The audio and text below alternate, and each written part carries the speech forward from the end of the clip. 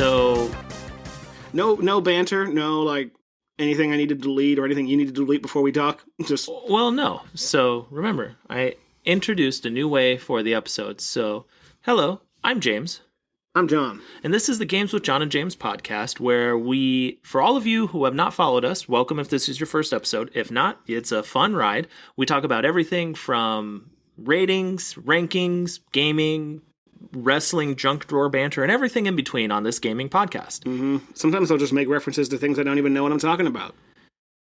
Like today? Like, my name's not actually John.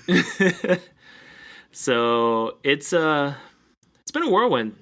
1 year anniversary is in the books. We're on to anniversary plus one. We're on episode 49. And yes, if you are a newcomer to this podcast, first off, thank you for being here. Also, where the hell were you?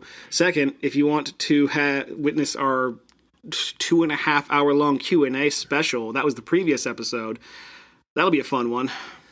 So I have a question for you, John. What's up? We obviously answered a whole bunch of questions on our anniversary episode. Was there any question that you remember that you might not have given the exact answer you wanted at the time just due to mushy brain for 2.5 hour episode? I also had mushy brain editing it because I had to cut things and move things around and listen to myself talk for 3 hours. I know. It's a joyous voice, isn't it? I'll leave that for your mom to decide. Okay. But in terms of answering questions, no.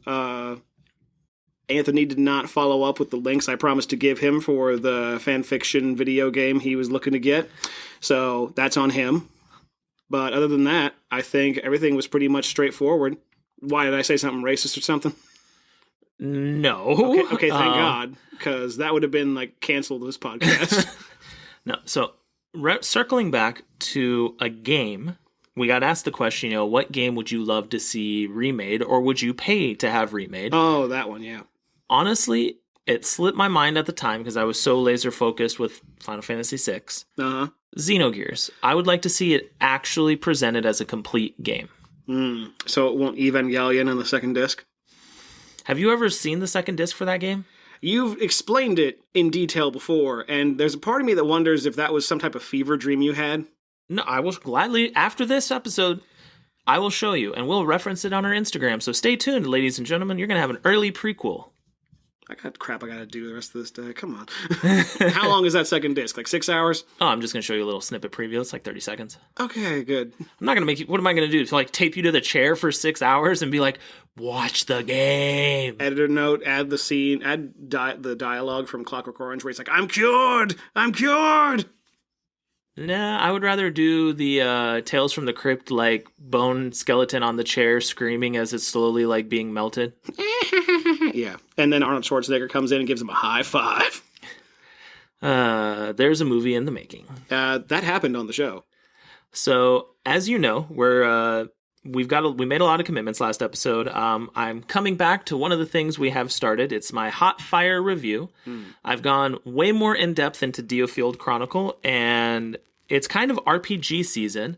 Front Mission 1 and 2 are about to come out. You're getting Pokemon Scarlet and Violet coming out. You're getting Final Fantasy Crisis Core Reborn, Tactics Ogre Reborn. It's a very good time to be an RPG fan with the amount of volume we're getting. Square has realized they can put like half effort into things and people will still buy it.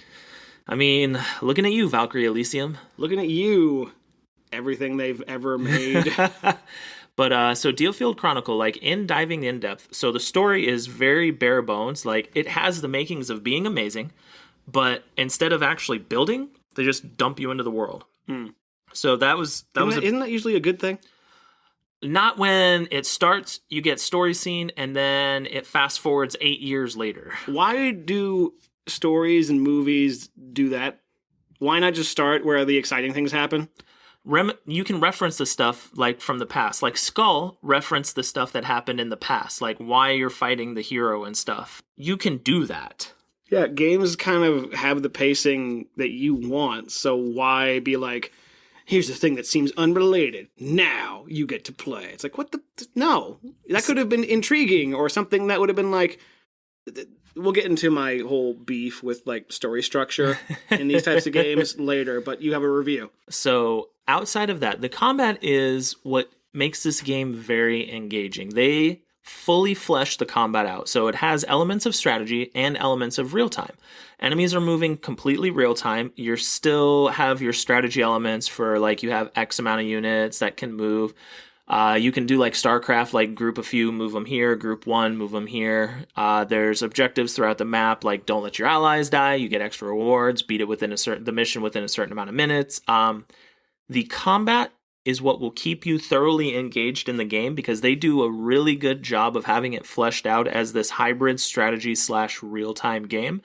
If you haven't picked it up yet, Square Enix just started... You don't have to. Well, you don't have to, but Square Enix just started their big sale, and more than likely come Black Friday, this is going to be one of the titles that are on sale. I recommend you give it a shot. They want to move units. They don't care about quality. They just want to move them units. How many units shipped? Let's go, baby. Hey, this is quality too. I just said it. It gets my certified play it. Okay. Not yours because you don't understand. My big brain can't comprehend things that aren't move or shoot. I mean, you finally admitted that you're too dumb for RPGs. Or RPGs are too dumb for me. RPGs are way above your league, 5-year-old. Look at the frickin' game we're going to talk about today and telling me that guy's mullet is not below anyone's standard. I don't even Captain think it's Raymond. No. Get that mop chopped, baby. So, when we come back... Actually, I can't even say that. John, did you have any games you wanted to review? Or, like, give a hot fire quick take on for people? I'm playing a lot of Death Stranding right now. The walking simulator. The good walking simulator. The Hideo Kojima walking simulator, so you know you're in for something crazy. Have you experienced anything crazy yet? Yeah, like... They have magic technology that reverses aging of the time fall, which is a huge problem in their world. And I'm like, why not just take a bath in that if you're dying and just live forever? Like, it's interesting how much of the mechanics have been well thought out and then how much of it is just kind of forgotten. Like, you can drive your motorcycle across a ladder you set down to cross a ravine as opposed to making a bridge, right? Okay. Let's say you had like a van that you were trying to drive across this rocky path instead. If you set down 2 ladders, you can't drive over that with your car for some reason. So the logic between certain things just kind of doesn't make sense. But at the same time, I don't know. It's just a weird, interesting world, and I just want to see all of it. And I'm finally actually taking the time to do that. The last place I got to, I'm about midway through the game at this point, and I found a timefall farm. And the concept of timefall in the game is that it's rain that hits you, and if it hits like a person or an animal or something that's living, it ages you forward until you die. Like, you literally see them age until they like become a dried out mummy husk, right? Frickin' people are using that to farm. So, like, they have crops set up where they're harvesting the timefall rain. And it's like, okay, crops, and they instantly grow. And I'm like, that is such a asinine, awesome concept in a video game. I've never seen it before. So people are making beer with it. Does this get a certified play it? This gets a certified look at it. Like, I have no idea. So is that like a halfway mark of play it? It's a piece of art. It's like one of the things, I think it's Edmund McMillan. It might be him, or Jonathan Blow, the guy who made The Witness and, not Bastion, the other one that's a big indie darling. I can't remember. Hades? No. That's Supergiant Games. You said Bastion. No, that was... Bastion, because it's another B word, I think. Just forget it. Make whatever. This guy is an indie developer, and he's a freaking genius and whatever. And he says, games are either fun or interesting or both. This one is definitely interesting, and I find it fun. So if you want to have an experience that you never thought you'd expect to have in a video game, yes, play it or look at it. It's a piece of art, and it will say more about you, the experience you get out of it. So, enough said. It's a look at it. It's halfway to a play it. My favorite thing, honestly, is getting the bola gun and getting the people who just have sticks with little tasers on the end who are trying to, like, stop you and steal your packages. You just shoot them with a bola gun, they're all tied up, and you just kick them in the head, and they just knocked out. I'm like, now I'm going to go steal all your stuff. You're a maniac, John. Well, yeah, and then you get emails from people saying, like, way to kick those guys' asses. And I'm like, yeah. So, when we come back, for the first time ever, John and I are actually doing a review of a demo for a game that will come to stores in November, and that's Star Ocean: The Divine Force. So when we come back, John will actually let you know how he felt about a 2-hour JRPG demo, that is. Yeah, experience. Also, is it kind of funny how childish I am that I hear it's going to come out in November? I'm like, that's my birthday. Give me my birthday. I'll be 9 years old. I've made that joke before. John will be boomer zoomered. No. Although I cut here. Whatever, we're cutting.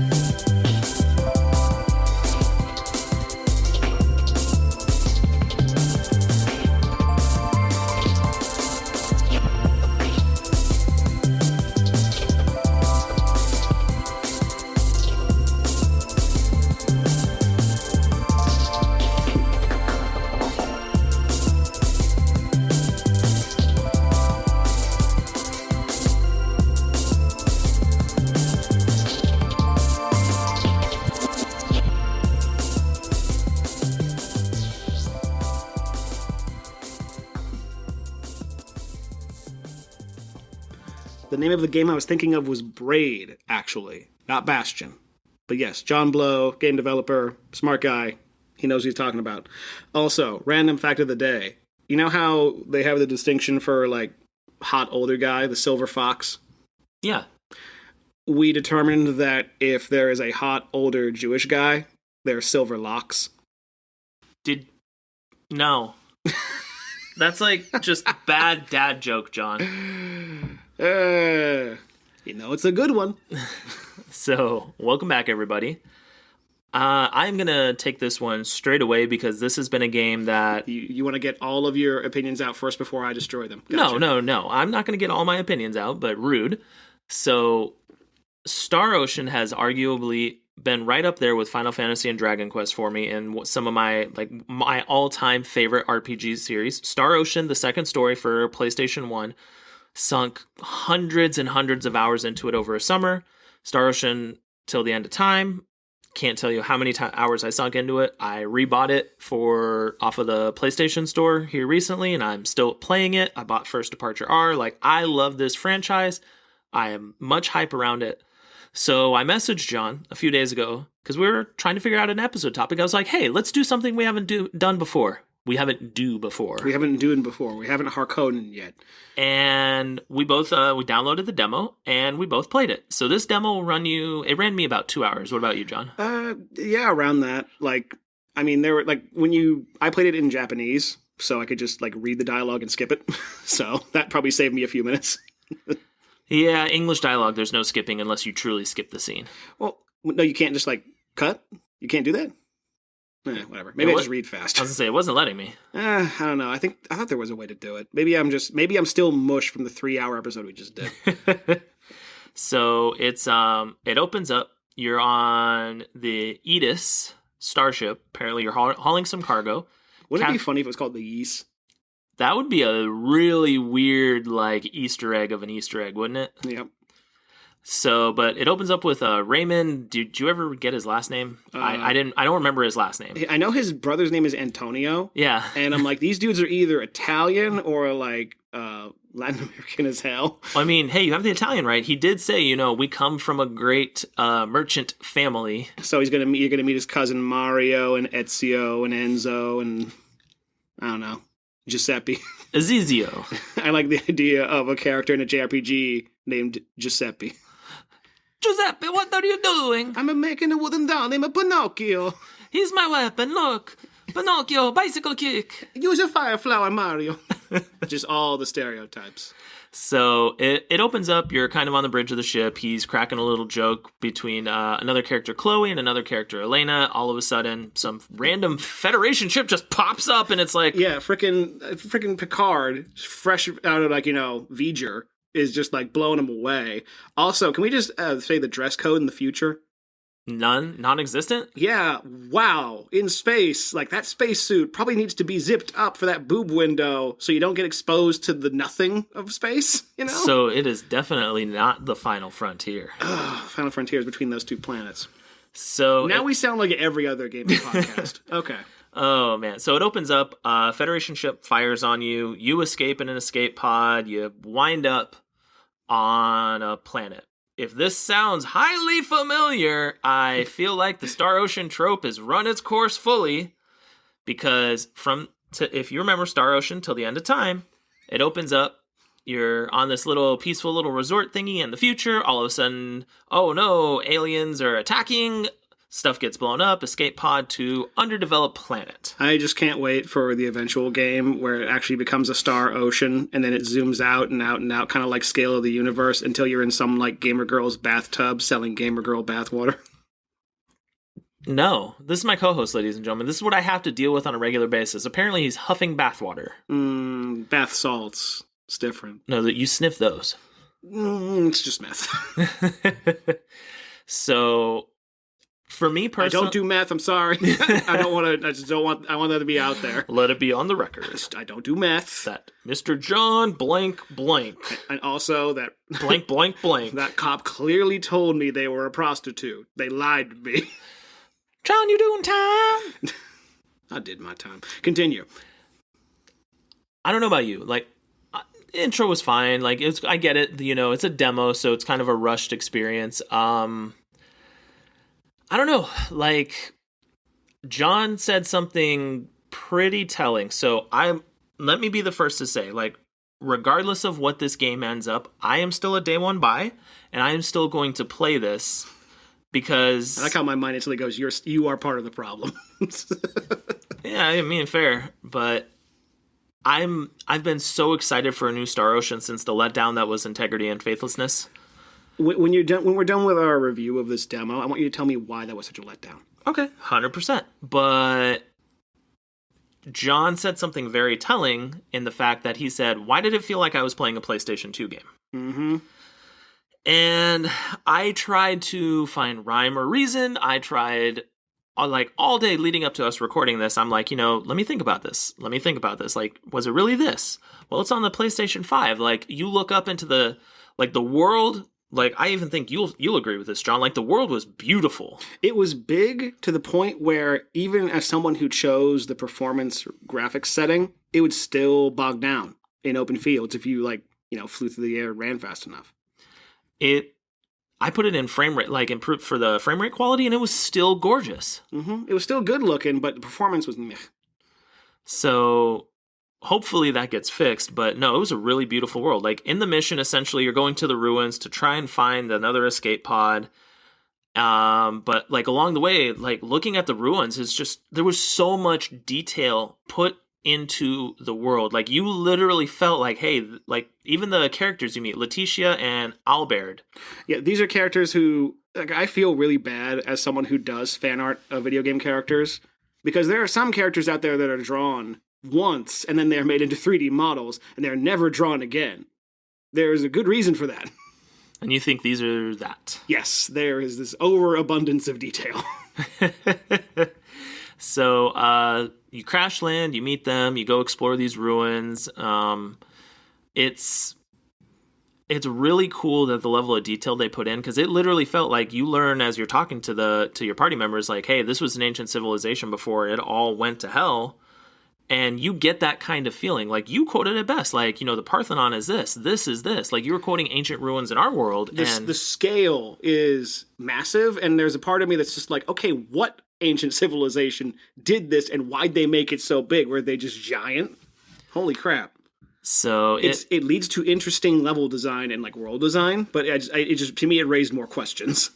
So you make your way through the ruins. Combat. So at first... combat, it's whatever, right? It's your typical, here's your AP. Square. Or triangle, or circle. Yeah, just square, and then triangle is just basically cut to the third hit in the combo.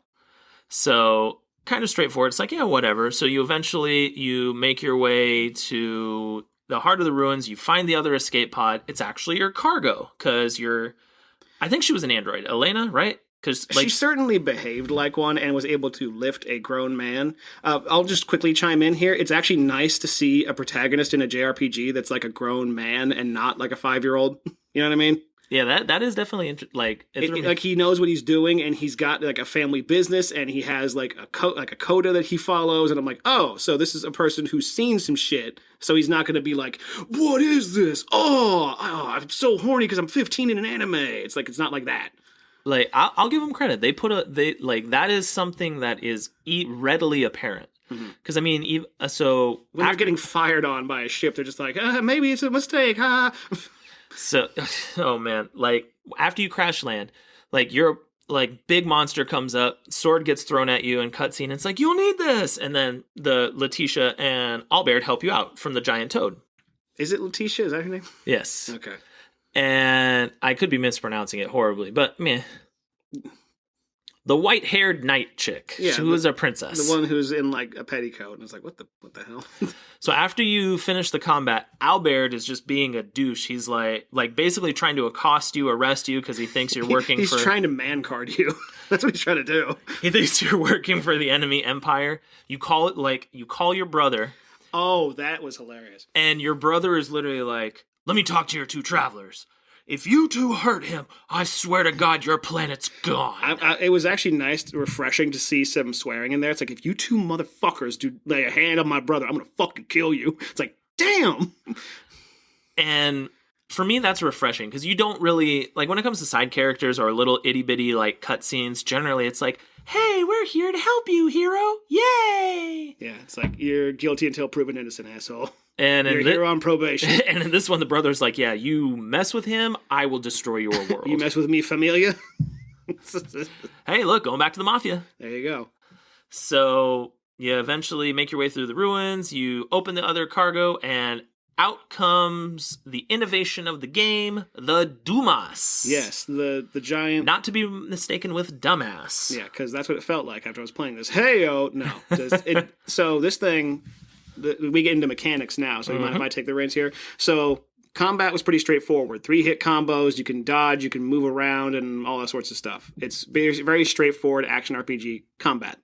Then you get the Dumas, or Duma, and then you apply that to yourself. You wear it like a belt, and it's like a G belt, and you just click R1, suddenly you're floating, and then you're flying in the air, and you can basically hover around your opponents and blindside attack them for like bonuses and it's like, hit multipliers and stuff. So now combat has basically been evolved to the point where you're using the entire space as a battlefield. And that's pretty sweet. 3-dimensional combat. Who would have thought in a 3D game? And that made me realize why the worlds were so big. I'm like, oh, it has to accommodate the combat. Okay. So, like, once you get this, and then you can actually, like, once you unlock the Dumas, like, cutscene happens and everything, you actually get to, like, start exploring these ruins, and it's areas you normally wouldn't be able to get to. Yeah. And I don't know about you, John, but I really love exploring worlds. I love, like, diving in, and it's like, oh, hey, cool, piece of candy. Oh, cool, piece of candy. What's over here? See, I like it when it feels like there's world design to it. So that's why the ruins was such a really compelling introduction stage. So it introduces the concept of them to you very straightforward. Like, the ruins are up here, and then you're exploring it with boots on the ground as you're fighting enemies and trying to make your way to, like, the citadel where you're trying to find the package, right? Mm-hmm. Then when you get Dumas and you can float, you basically say, like, oh, all these things that have been in the horizon, like off in the distance, I can just go to now because I can just fly there and hover over it and pick up items and fight enemies again.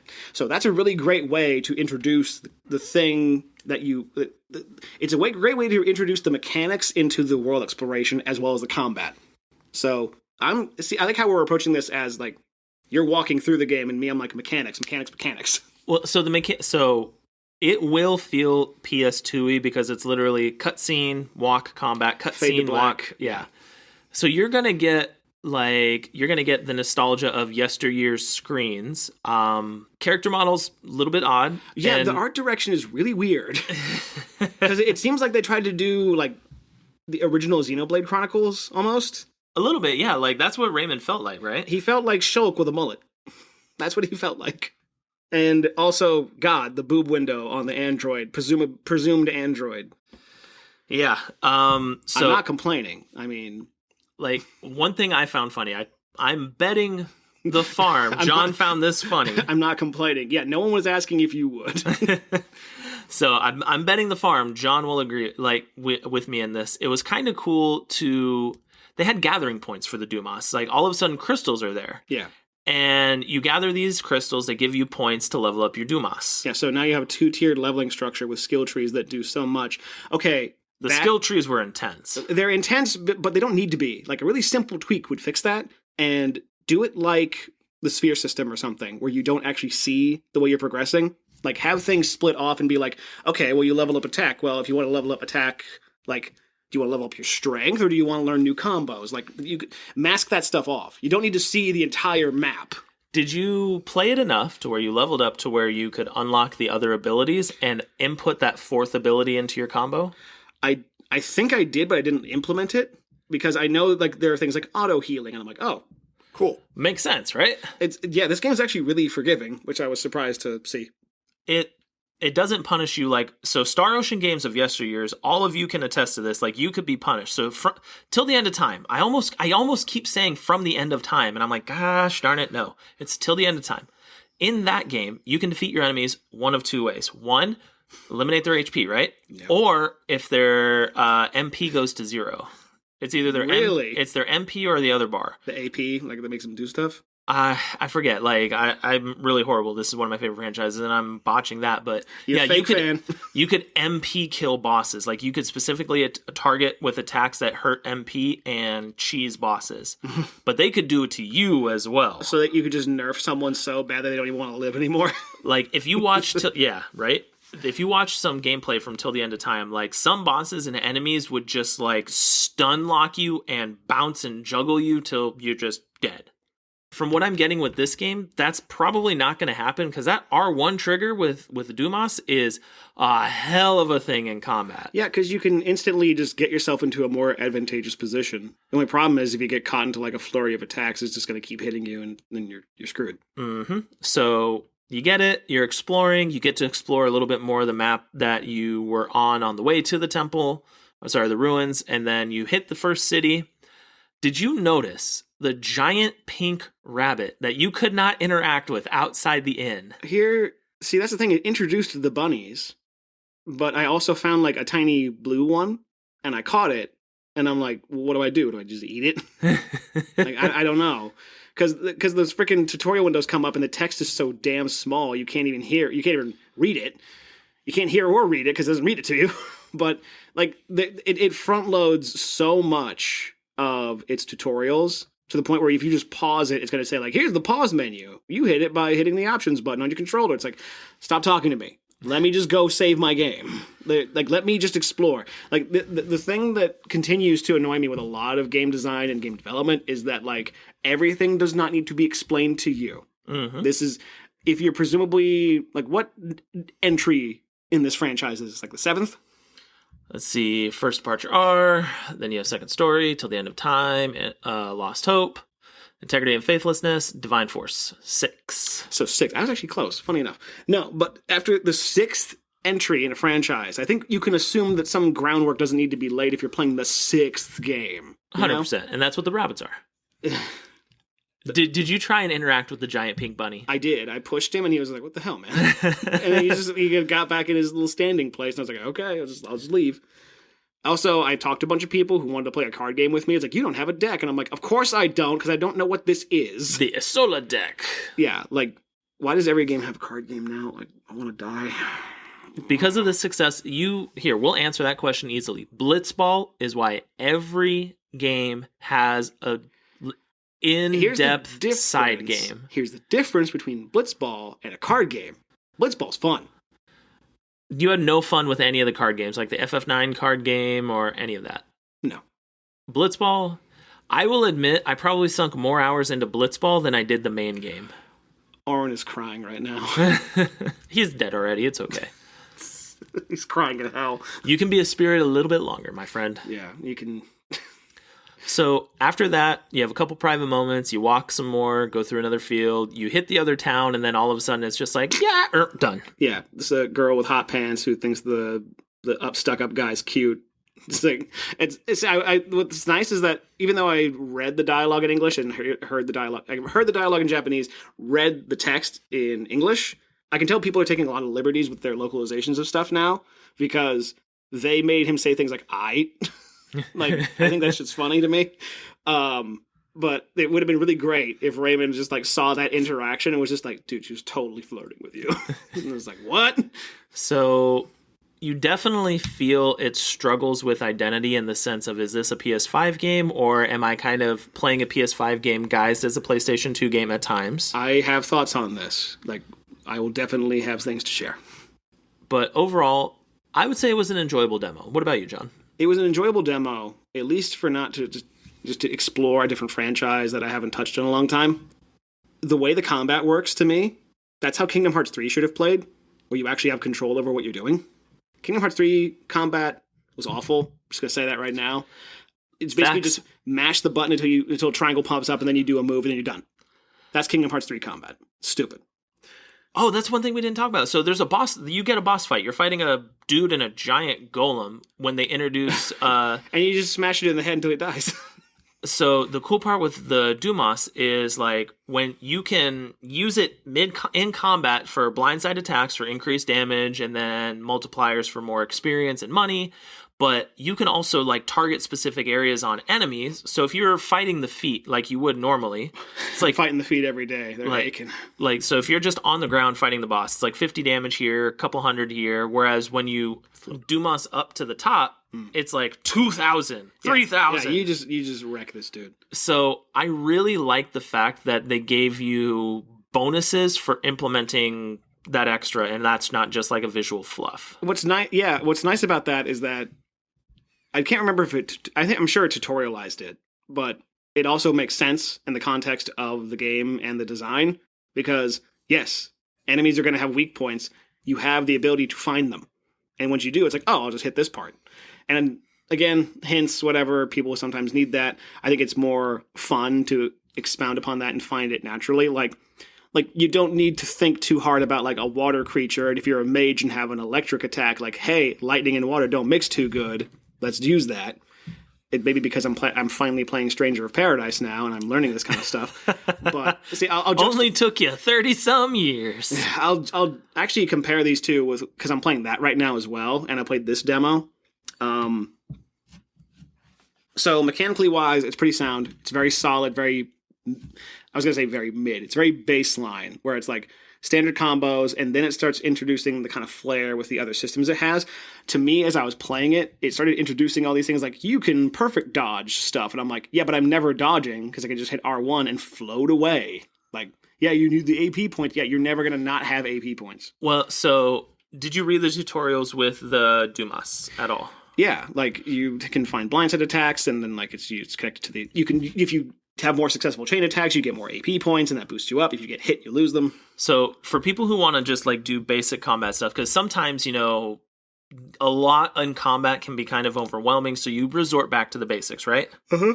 With the Dumas, when you're using that R1, you can actually use the R1 to perfect dodge, like John mentioned, from the dodge move, and it will keep your AP instead of being a reduction upon hit, and you won't lose the VA gauge, whatever. I forget what the VA stands for. So voice acting gauge? Basically. That's why the voice acting needs to be filled. Hello, my voice acting gauge is low. My voice acting gauge is high, low, high, low. Oh my god. If there was... That could be a game. I'll think about it. But you can use that to actually dodge. And I really appreciated that because I know there's going to be people that don't really want to use the blindside mechanic just because it's too easy. It could be that, yeah. Well, I mean, when you're literally dive bombing in on enemies and racking them all... The most fun part of the combat of that demo. Yeah. So, okay. So this is the big question I have for you, John, because everybody already knows. This is day one for me. I'm playing it. If RPGs were a little more up your alley, would this be one that you could see yourself actually enjoying a playthrough? I don't know yet. And this is my problem. Because here's my problem with demos in general. Most of the time, they're like the first hour or so of a game. Mm-hmm. Yeah, don't do that with your demos.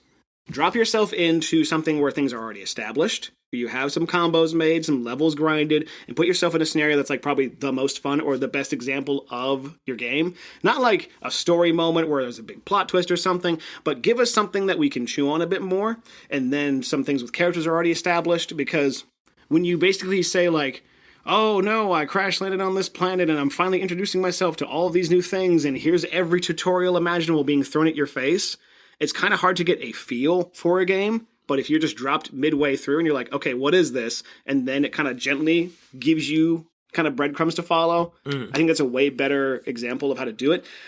Because I don't know. I'm undecided. So you're kind of 50-50. I'm 50-50 because, yes, the combat and flying around and exploring the worlds was fun. To me, the other side of me is like, do I really care about these characters or the conflict in their world or the mystery that they're trying to solve or whatever?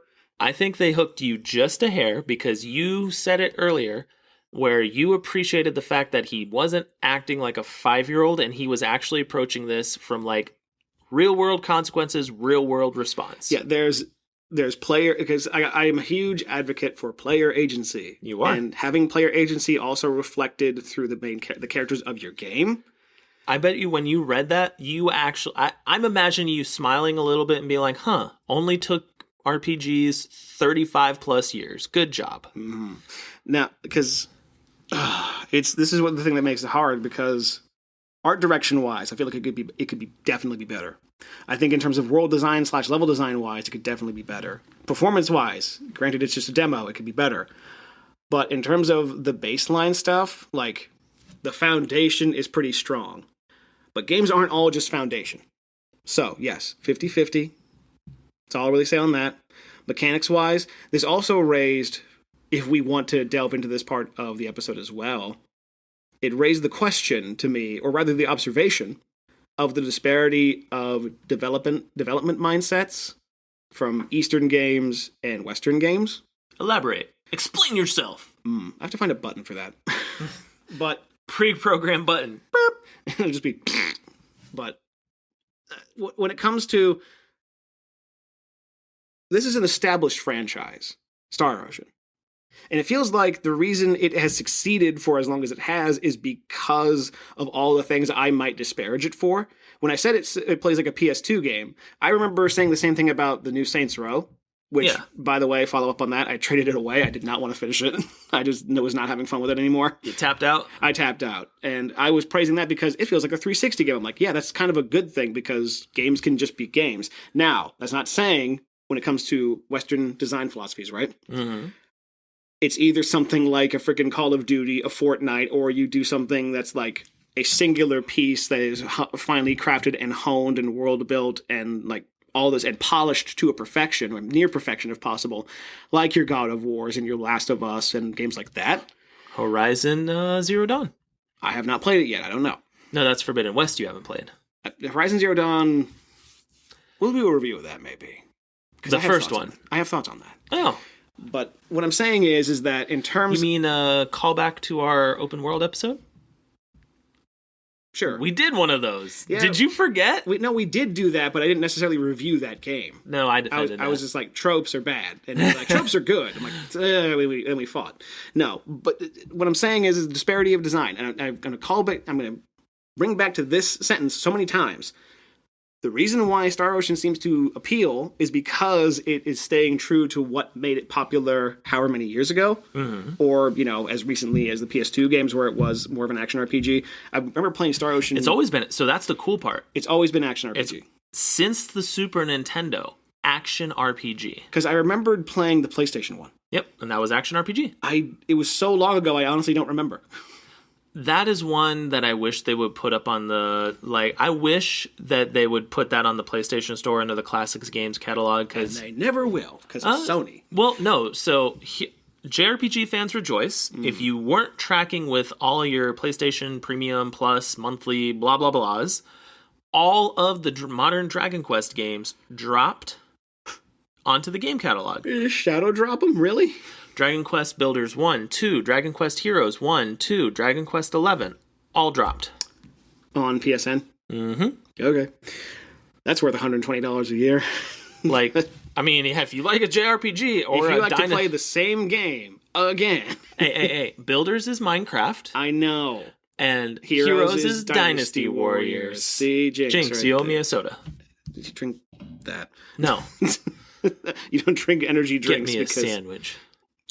I want to come back to what I keep saying. 100%. Fire away. Design mentality is so different to the point where we've seen finely crafted, well-honed experiences like a Persona 5, where so much is put into the presentation of that game and the development of its world, where nothing that has been put into that game feels like it could have been generated by something or is put there just to be there, right? Yes. So my question for that is that a product of the parent company? Because if we look at it, that's Atlas, right? Yes. And a division of Sega. And if we look at other Sega-driven RPGs, Sakura Wars, Shining Resonance Refrain, there's quite a few of them actually that have the Sega label.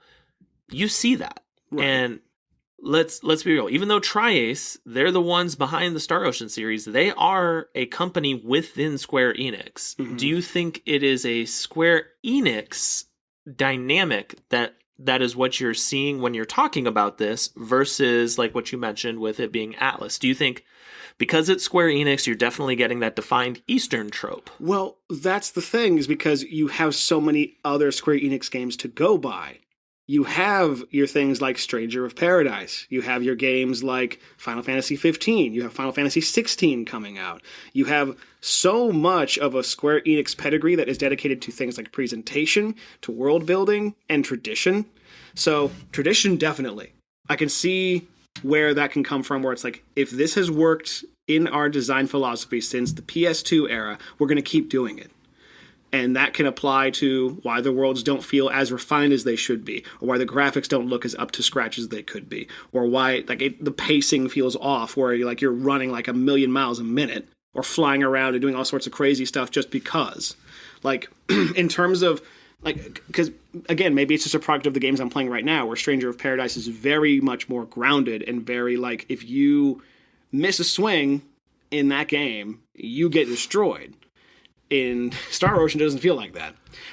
Even in Death Stranding, where everything was put in that game for a reason. The way that you walk, the way cargo handles, the way vehicles handle, the way the social interactions work, the way the characters talk, what they do, what they represent, the things that they are. Everything was meticulously placed there to explain or explore something in the narrative or to the character or to the author in some way. Whereas when I played this, it felt like someone was directing a game that said, this is a video game, this is what video games are, this is how they play, in a very 2002 to 2007 mindset, and that's where it stayed. So instead of Am I communicating this the right way? Well, so what you're basically saying, it was a very linear process of experience for you versus nowadays when you look at your Ghost of Tsushima, your Death Stranding, your God of Wars. You're not a fan of the new God of War, but let's be real, it's more grandiose scope. It's definitely prettier. So prettier, fleshed out. We'll even use Persona 5. Everything within Persona 5, like you said, felt like it had meaning and it needed to be there, right? Yeah. Same for, I'll use Dragon Quest 11. If you look at Dragon Quest 11... Dragon Quest 11 is a case study on the perfect JRPG. The perfect JRPG, because if you were to make a JRPG, a machine that just prints them, it would be the default product in terms of its story, but in terms of its actual polish and investment in its world and its characters, its level design, its art design, it's everything, it is exceptionary, whatever the word is, exceptional. Yeah. So I have a fun question for you then. All right. Tri-Ace, they tried to hold out for the longest time before, Square Enix absorbed them. Do you think the reason why we saw this as it is, comparatively speaking to your Final Fantasies, your Dragon Quests, because Square doesn't want this company within itself to succeed as a way of punishment? I don't think it's nefarious. I really don't. What I think it is Square almost reversing course with their direction and what they think people want. Because when they put out Bravely Default, the first one, and they were shocked by how well it did, that tells me everything I need to know about the executives at Square Enix. I mean, there's a thing called focus groups, Square Enix. If you're listening to us, Don't listen to them, ever. you should probably run a few, and not just of the Eastern demographic. Make sure you incorporate both sides of the hemisphere. I think about what happened to the game Fuse. Remember that? Yeah. I miss what that game could have been. Too bad. Anyway, what I'm saying is that I feel like this game is not going to push the medium forward. And not every game needs to be this momentous landmark. But this is where It's safe. This game is safe. It's very safe. It shouldn't be $70. If it's $70, what the hell? No. So, the thesis of what I'm saying here. When it comes to development, Eastern, Western, whatever, there's a very clean delineation between AAA games and indie games. And I've seen so many indie games from around the world, mostly from Western demographics, that I know what an indie game looks like. Whereas I see a game like this, and I'm like, it's not AAA, but it's not indie either. It's somewhere in the middle. So I'll call it AA. AA games, where it feels like it is an experience that has existed before in gaming, done to a level that was satisfactory or like cutting edge then, but now is just kind of plucked out of time and brought here. Oh, one other thing. Speaking Star Ocean's about time, Charles, Ayo. right?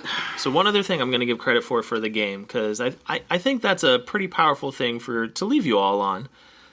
When it comes to gathering, you just walk over it, it's there, and done, into your inventory. You have no idea how nice that is? Did you, were you just finally? They actually have items on the ground where you just... Because you know what sucks? I played the Wolfenstein games, the new ones, which are really, really good. But you have to pick up everything in that, even individual bullets and money. Why? Just pick it up automatically. Just be a freaking bullet vacuum. How refreshing was that? It was nice. The only thing that made it, because the only thing you ever had to open was treasure chests, which they're treasure chests. Of course you want to open them. They're a present. And they're not even hard to find because you can use Dumas and scan. Which is also nice because you can explore the world at different elevations and height and explore it naturally, even if you don't want to scan at all, if you just find it naturally. That opens this portent for level design, world design. Instead of just having a linear hallway like Final Fantasy 13, you can have a world to explore. And the other thing we forgot to give it credit on, and this is huge. So normally what happens with games when you have... the sex scenes. Oh, no. I give it huge credit. But no, one thing that often gets overlooked, when you max out on items, you just can't pick them up anymore and it's just kind of there. This game, when you maxed out on an item, I don't know if you noticed this, John, I don't know if you had gathered enough blueberries or whatever, it literally auto-sells it for you. That is... See, now, that's one of these things, I didn't notice that. What I find very interesting is that, I think about it in terms of the mechanics of the world, right? Who the hell is buying these blueberries that you're just teleporting out of your bag? That is a mystical journey that you're going to have to go on and find. Yeah, I don't know. Maybe it's just my eye for detail. It's who's magically selling my blueberries? The normal process, fair. They're going to the Trix Lucky Bowl charms. You know that the Trix are just circles now until they brought back the fruit shapes? That's sad. Yeah, it was for a while. They were just colored kicks. Remember when they had the fruit shape? It was the watermelon fruit shape, and the balls would break off of it. Did you ever do that? Yes. That was... See, look. Cereal used to be a game. Go get your Count Chocula and your Blueberry, folks. They won't last forever. And Frankenberry. They're actually on sale at Target. Fruit Brute is back. Did you see that? Yeah. Oh, and if you find the Hocus Pocus cereal, good job. What? Yes, for a limited time, the Hocus Pocus cereal hit shelves everywhere. I think now you can buy them on eBay for way more than what they were sold for. I didn't know that was a thing. I didn't either. Like a big thing. Not just the cereal. I'm talking about the movie itself. Oh, the second one? No, not even the second one. I'm talking about the first one. I'm talking about the movie itself. What? I had no idea that was a big deal. What? What do you mean, what? Did you live under a rock? Did you get dropped on your head? Are you just Halloween dumb? Hocus Pocus is a tradition. Maybe I grew up in a Christian household who thought Halloween was Satan's work. Did you? No. Yeah, I couldn't read Harry Potter, which was funny. I read it anyway. So no, it's Take a big that, thing. Mom. I got you back, I'm a Mom. grown ass man. I wasn't then, but I am now. You'll never find this episode because I doubt you're going to listen to all 49 of Guess them. what? I smoke cigs now, and you can't stop me. Oh. But jeez. Well, hey, but you just mommed your mom. She's gonna beat the shit out of me. I will be sure to email her. Mrs. Anderson, please reference season 3, episode X. John calls you out is the title of this episode. And she'd be like, he's right. So no, it's like in talking about it, like the item thing is like finding out the selling thing, like that's also pretty cool to see because RPGs are notorious for stop, get your thing, stop, get your thing, stop, get your thing. Like, I'm sorry for the coughing. Like, I don't know, maybe that just took my breath away from how meticulous that sounded.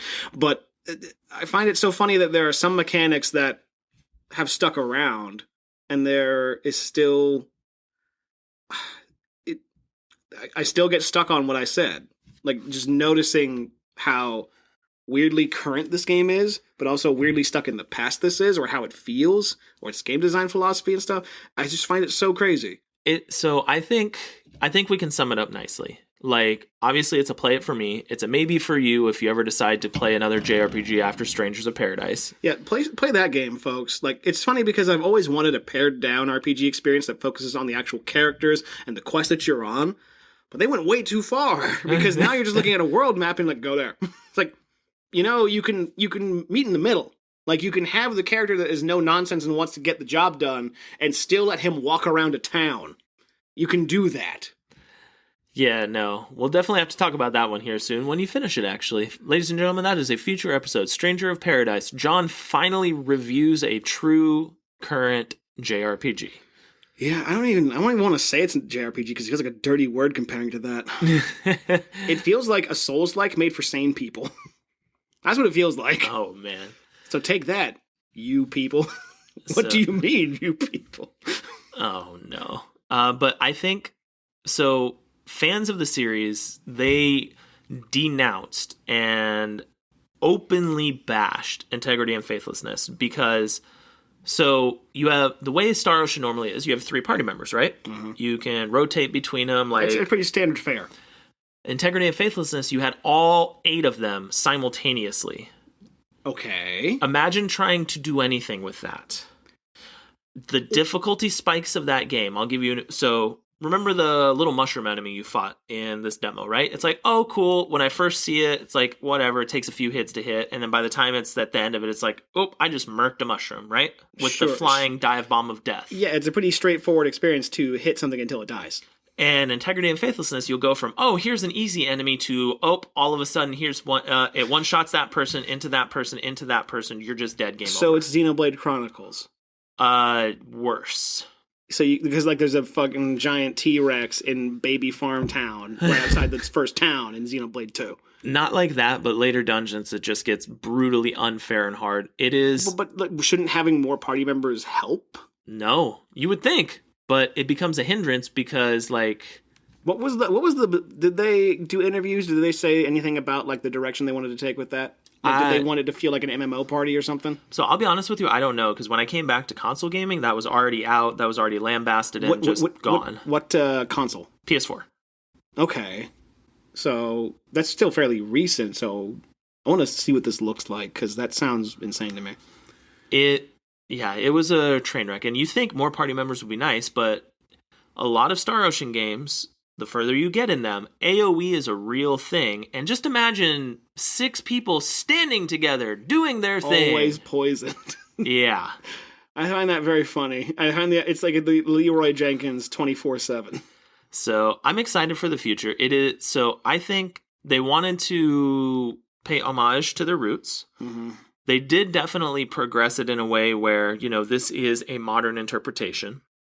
I think they listen to a lot of people because a lot of the criticism for JRPGs comes down to the way the protagonist is. Are you a silent protagonist where, okay, this is just stupid at times? Or do you have a mullet? Episode mullet. Could we please get a JRPG where, like, someone is an American stereotype? I would love that. Just has a comb over and glasses. Not DJT. No. But someone who is like, I want someone from Japan to try and make a character based around someone who's like a hillbilly. I would love to see what that looks like. So play it. I think you guys will enjoy it. And honestly, this has actually been fun. I think moving forward, like if the demo sparks enough of interest from one of us, we will both definitely play, because this is not John's norm to JRPG demo. And if he sees something here in the future that he's like, hey, I want to try this out, I'm definitely going to download it and we'll let you know about it. I'm giving this a James 8 out of 10. I'm giving this a 5 because I still am undecided. And 5 does not mean bad or failing. That means middle of the road. It's a bell curve, people. So imagine a 1 out of 5 scale, and most experiences are 3. And also, you're talking to a person who has said in the past, neutral experiences are the worst. So you want something to either be good or bad. Everything is black and white. There is no in between. Neutral experiences are the worst. So, oh man. On that note, there's a podcast I listen to where they play a game called Space Kings, which is like a new tabletop RPG gameplay format where you play it with cards, like a deck of cards. Yeah. And so it's random where you just flip cards, and then face cards are successes where you actually get points toward what you're trying to do. And any number card is not a success. They're not failures, but they're not a success. But in my head, I'm like, oh, so they're failures. I've got 9 failures. 9 failures. It's stacked in my... It's like, God, Sun Tzu, shut up. So, as always, you know where to find us. Like, it's been fun talking about this. So remember, follow me on Instagram, Games with John and James. You can find us on Twitter at Games with J and J, where my most recent tweet was me cussing out the people who send me Xbox messages. Like, seriously, if you do that, I will chew you out. Yeah, don't ever do that. That is way bad sports inform. Yeah. It's just as bad as the fact that you made us lose, straw person who made us lose that one match. So, still be on the horizon. We have more blog posts coming. I'm actually almost done with that very objective and non-opinionated Chrono Trigger review. John was right. It was hard. But it has been done. Wait, did I mandate that you had to be objective about it? No, you said you thought it was impossible. Yeah, I did. I did say that. But also... You literally that's impossible. But I also am the one who has said many times on the show, throw objectivity out the window. For review, yeah, that's fair. For review purposes, yeah, how can you possibly experience something for the first time again? But... I mean, let me hit in the head hard enough, and everything you can experience for the first time again. It's right in the back of the head, so it disconnects the ocular nerve, so you go blind. Ding! You can put a ding sound in your editing this episode. So, as always, I'm James. I'm John. And this has been Games with John and James. This has been a super fun review of a game coming out. Buy it. Comes out in November. Or don't buy it. It's your choice. Yeah. But I say buy it, and if you don't buy it, I can't play it with you, and then you make me sad. Maybe go outside, play some Foursquare with the boys, You may be grown-ass men, but you can put on your cap, your baseball cap and... Foursquare, we're just graduating to tetherball. I'm doing pegs, bro. I still have some pogs. My mom sent me a photo. All right, one additional hour of the show where we talk about pogs. That's completely random. I'm derailing this outro horribly, but... My mom, she's doing some mega spring cleaning, downsizing a lot of the stuff from the attic and everything in the old family home, because she's just trying to get rid of stuff that just doesn't need to be there. And there was this... It's always your stuff, isn't it? Well, there was this random box named... so my family calls me Russell. They call me by my middle name because my dad is also named James. Just made things easier, right? And it was literally Matthew/Russell random. So she's thinking it might be like photos, other stuff that, is memorable to her.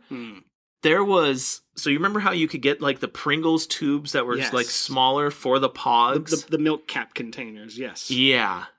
I had 11 filled, and she was like, what do you want to do with these? I don't know. I kind of want to grind them up and snort them. I was like, I don't know. Hold on to them, because I might be there for Christmas. Yeah. So, can you imagine if I come back, and I just drop some pogs on the table, and I have my slammer ready, and I'm like, let's fight, John. I'm like, let's go. I'm like, hell yeah. I won't play JRPGs, but I'll play Pogs, bro. So, thank you guys for listening. Tune in next week for some more fun that we're going to have. We don't know what the topic is going to be yet, but it's going to be a topic. It's going to be episode 50. Dang. Does that mean we're gonna do something with a top 50 again? Okay, I'm ending this right now. Goodbye, everybody.